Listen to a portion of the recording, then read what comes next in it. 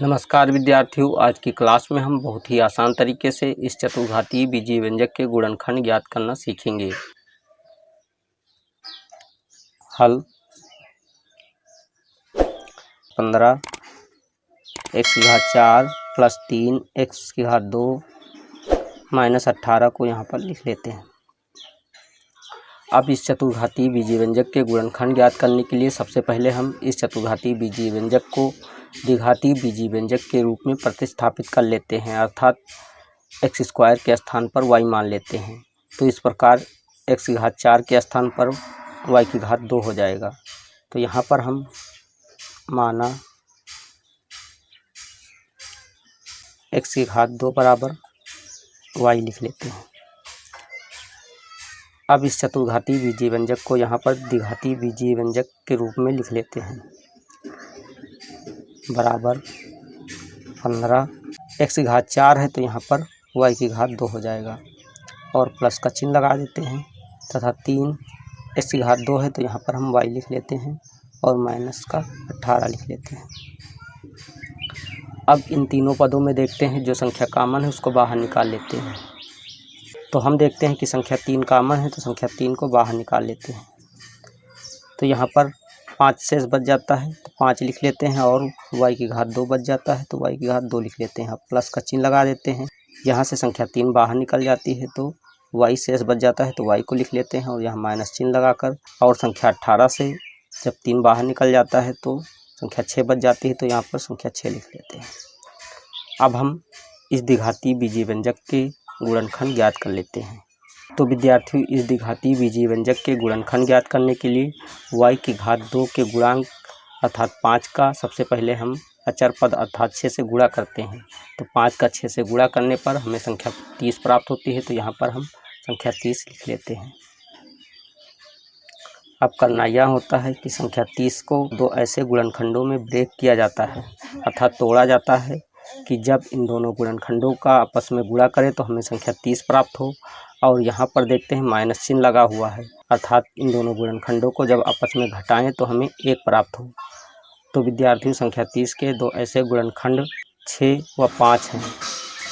जब 6 का 5 से गुणा करते हैं तो हमें संख्या 30 प्राप्त होती है और 6 से जब 5 घटाते हैं तो हमें संख्या 1 प्राप्त होती है।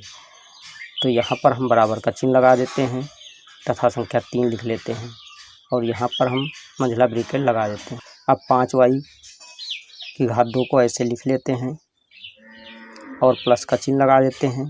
यहाँ पर कोई संख्या नहीं दिख रही, 1 दिख रही है तो हम यहाँ पर छोटे ब्रैकेट में 6 माइनस 5 लिख लेते हैं और इस y को छोटे ब्रैकेट के बाहर लिख लेते हैं और यहाँ माइनस का चिन्ह लगाकर 6 लिख लेते हैं।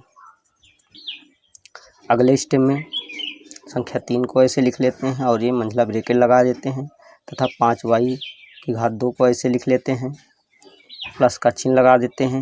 अब इस y का इन दोनों पदों से गुणा करते हैं, अर्थात संख्या 6 से गुणा करते हैं तो हमें 6y प्राप्त होता है, तो यहाँ पर 6y लिख लेते हैं और यहाँ पर प्लस का चिन्ह है, यहाँ पर माइनस, और जब प्लस माइनस का आपस में गुणा करते हैं तो हमें माइनस प्राप्त होता है, तो यहाँ माइनस चिन्ह लगा देते हैं तथा y का 5 से गुणा करने पर हमें 5y प्राप्त होता है, तो 5y लिख लेते हैं और माइनस 6 लिख लेते हैं।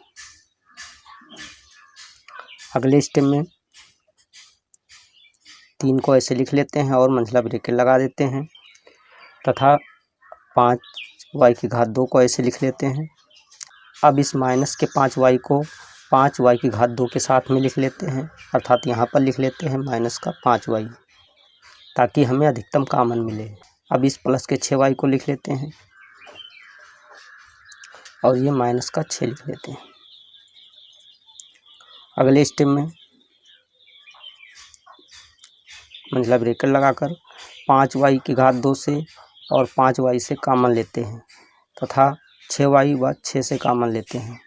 तो पहले इन दोनों पदों से कॉमन लेते हैं, तो इन दोनों पदों में देखते हैं 5y कॉमन है तो 5y को बाहर निकाल लेते हैं और यहाँ पर शेष y बच जाता है और यहाँ पर माइनस का 1 बच जाता है, तो इसको छोटे ब्रैकेट में लिख लेते हैं और ये प्लस का चिन्ह लगा देते हैं।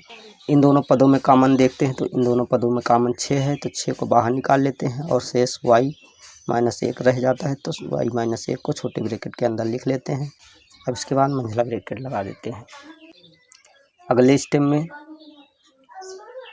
इन दोनों पदों में कॉमन देखते हैं क्या है, तो इन दोनों पदों में कॉमन देखते हैं y-1 है, तो हम y-1 को बाहर निकाल लेते हैं। तो सबसे पहले हम संख्या 3 लिख लेते हैं तथा छोटे ब्रैकेट के अंदर y-1 लिख लेते हैं और जो शेष रह जाता है उसको दूसरे ब्रैकेट में अर्थात दूसरे छोटे ब्रैकेट में लिख लेते हैं। तो 5y रह गया तो 5y यहाँ पर लिख लेते हैं और ये प्लस का 6 रह गया तो प्लस का 6 लिख लेते हैं। तो विद्यार्थियों, इस प्रकार इस द्विघाती बीजीय व्यंजक के गुणनखंड यहाँ पर प्राप्त हो गए हैं।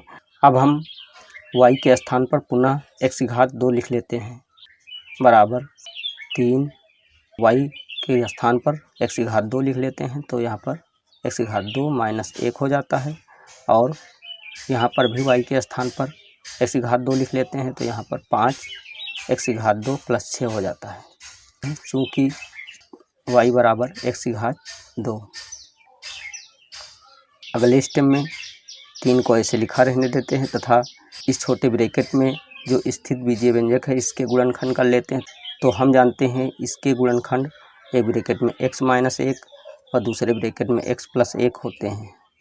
तो हम x + 1 लिख लेते हैं और साथ में 5x⁻² + 6 लिख लेते हैं।